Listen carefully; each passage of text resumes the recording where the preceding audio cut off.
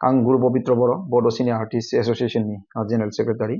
दिनैनि बे गोथार सानाव जों मोनसे खौरांगिरि मेल लानाय जादों आरो दिनैनि बे खौरांगिरि मेलाव जिखिनि खौरांगिरि बिथांमोना मोनफैनो हादों जों गासैखौबो साबायखर बावनाय जाबाय। आरो दिनैनि बे गोथार सानाव जों बिखेखके जोंनि बर'नि महरगिरि आरो रायजो राजा बिथांमोनखौबो जों गोसो गोरबोनिफ्राय हामलायनाय आरो खुलुमनाय बावग्रोनाय जाबाय।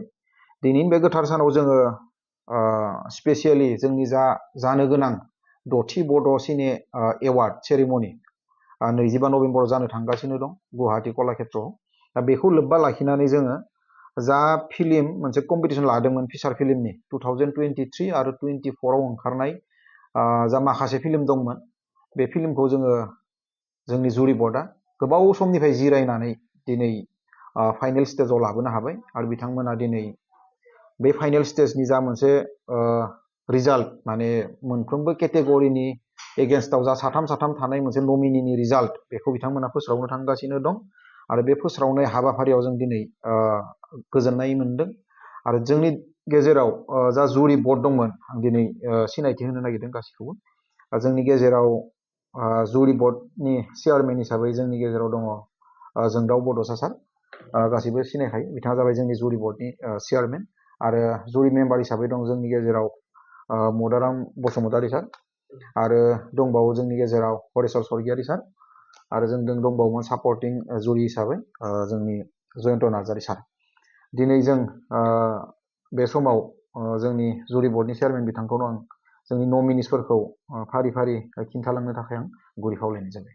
देग्लायनि बे 6 Bodo' film award nominee list for Bodo' feature फिल्मा 2023 ओमफ्राय 24 बाव जों बोसोरनैनि आरो बाव जों टटेल 19टा फिल्म नायदों। दा बे फिल्म बिथोराव जों माने 20टा केटेगरि दं। 20टा केटेगरियाव जों प्रत्येक केटेगरियावनो मोनथाम नमिनि हिसाबै सेलेक्ट खालामदों आरो दा दिनै जों बे नमिनि लिस्टखौनो डिक्लेयार होनोसै। दा सिगाङावनो जाबाय नाम्बार 1आव दं टिकेन्द्रजित नार्जारी एवार्ड फर बेस्ट बड' फिचार फिल्म। दा बाव मोनथाम फिल्म दं। बे फिल्मनि मुंफ्रा जाहैबाय जांख्रिथायनि थैसाम प्रडिउसार आर.डी. कम्पानी, गराय फाख्रि प्रडिउसार जनि बिश्वनाथ, ओमफ्राय गाब गैयै जायख्लं प्रडिउसार मुलुगसार बर'। ओमफ्राय सेकेन्ड केटेगरियाव दंमोन खनिन बड'सा एवार्ड फर बेस्ट डिरेक्टर। बाव मोनथाम फिल्म दं। बे मोनथाम बेस्ट डिरेक्टर नालाय बाव साथाम डिरेक्टर नमिनि। सिगाङाव दं रजनी बसुमतारी गराय फाख्रि, राजा नार्जारी मोसा, गणेश बर' बोसोन। ओमफ्राय थार्ड केटेगरियाव दं Dilip Basumatary award for best actor male. बाव साथाम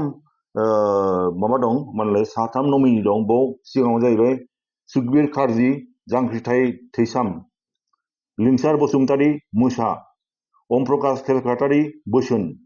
ओमफ्राय फोर्थआव दं Shruti Brahma award for best actor female. बाव साथाम नमिनिया जाहैबाय सिगाङाव दं हेलेना दैमारी दाहाल, संगिना ब्रह्म गराय गाब गैयै जायख्लं, मनालिसा हाजोवारी मैना। ओमफ्राय फिफ्थ माबायाव केटेगरियाव दं Basudev Deuri award for best music composer for a song. बाव साथाम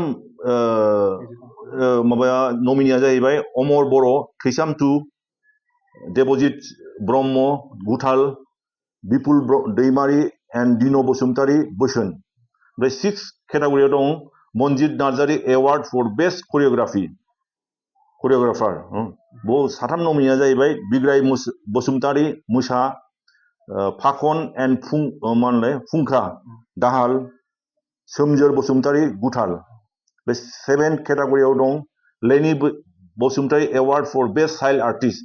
बाव साथाम नमिनिया जाहैबाय पिंकि दैमारी गाब गैयै जायख्लं, गेन्द्रा बसुमतारी बेनिथ संसार, रिसा बर' दाहाल। ओमफ्राय 8 केटेगरियाव दं Nilkamal Brahma award for best screen play.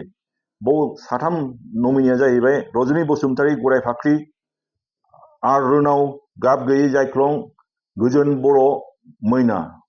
बिनि उनाव 9 केटेगरियाव दं 9 केटेगरिया जाहैबाय भुबनेश्वर महिलारी एवार्ड फर बेस्ट मेल सिंगार।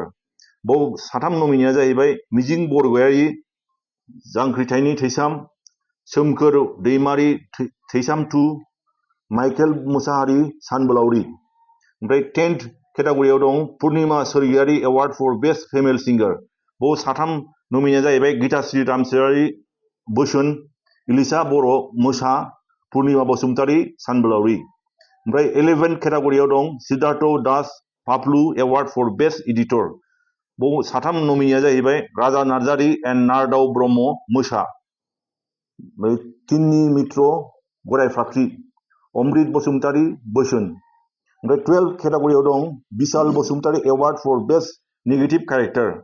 बाव साथाम नमिनिया जाहैबाय रिंकुमणि नार्जारि गुथाल, रुबुल बर' जांख्रिथायनि थैसाम, राजश्री बसुमतारि जों बर'। ओमफ्राय 13 केटेगरिया जाहैबाय रामसिं गेला एवार्ड फर बेस्ट कमेडि।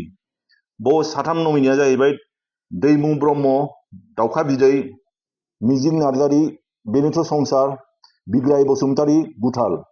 ओमफ्राय 14 केटेगरियाव दं Bikash Basumatary award for best male supporting actor. बाव साथाम नमिनिया जाहैबाय बिबेक गयारि मोसा, मुलुगसर बर' गाब गैयै जायख्लं, लिंसार बसुमतारि जांख्रिथायनि थैसाम। ओमफ्राय 15 केटेगरियाव दं Alari Basumatary award for best female supporting actor. बाव साथाम नमिनिया जाहैबाय अनजालि दैमारि गराय फाख्रि, जुनु बसुमतारि जांख्रिथायनि थैसाम, ओमफ्राय सुदेम सना रामसियारि मोसा। ओमफ्राय दा नेक्स्टआ 16 केटेगरिया जाहैबाय गुवार गयारि एवार्ड फर बेस्ट मुवा माने मेकआप आर्टिस्ट। बाव साथाम नमिनिया जाहैबाय जगत बर' जांख्रिथायनि थैसाम, रेखा बसुमतारि थैसाम 2। ओमफ्राय माबायाव थैसाम 2आवनो सासे दंबायो, सानै आरो रेखा बसुमतारि ओमफ्राय मिजिं बसुमतारि। ओमफ्राय आरो मोनथामाव जाहैदों फिल्मा बोसोन, बिनि मेकआप आर्टिस्टआ 4 दं, पिजुमणि शर्मा, हेमानि नार्जारि, सीमा बर' आरो निजोमश्री बर'। बेनिफ्राय 17 केटेगरियाव दं Daikhrang Khungur Basumatary award for best lyrics. बाव साथाम नमिनिया जाहैबाय सोमखोर दैमारि जांख्रिथायनि थैसाम, सपन कुमार ब्रह्म बर'नि थै, सोरांसा बर' गाब गैयै जायख्लं। ओमफ्राय 18 केटेगरियाव दं गपाल सोरगियारि एवार्ड फर बेस्ट डिअपि माने सिनेमाट'ग्राफि। बाव साथाम नमिनिया जाहैबाय प्रदीप दैमारि जांख्रिथायनि थैसाम, ओमफ्राय भरा खेरखातारि बोसोन, सिदा बरा गराय फाख्रि। ओमफ्राय 19 केटेगरियाव दं Kanaklal Swargiary award for best music director. बाव साथाम नमिनिया जाहैबाय सोरां ब्रह्म जांख्रिथायनि थैसाम, सोरांसा बसुमतारि बर'नि थै, देबनारायण ब्रह्म मोसा। ओमफ्राय लास्ट आरो 20 केटेगरिया जाहैबाय Kailash Deju award for best action director. बाव मोनथाम नमिनिया जाहैबाय केनि बसुमतारि जांख्रिथाय थैसाम, सपन कुमार ब्रह्म बर'नि थै, बे बर'नि थैयावनो साथामनि नाम दं, बाव शंकर नार्जारि, फाखि बसुमतारि आरो बे सपन कुमार ब्रह्म।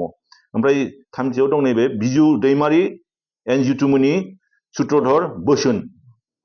दा बेखिनियानोसै आरो ओमफ्राय बिनि मेनसन मोनसे पार्टिकुलार फिल्म बा डिरेक्टरखौ जों फोसावगोन, बेखौ जों बे एवार्डनि समावसो फोसावनाय जागोन।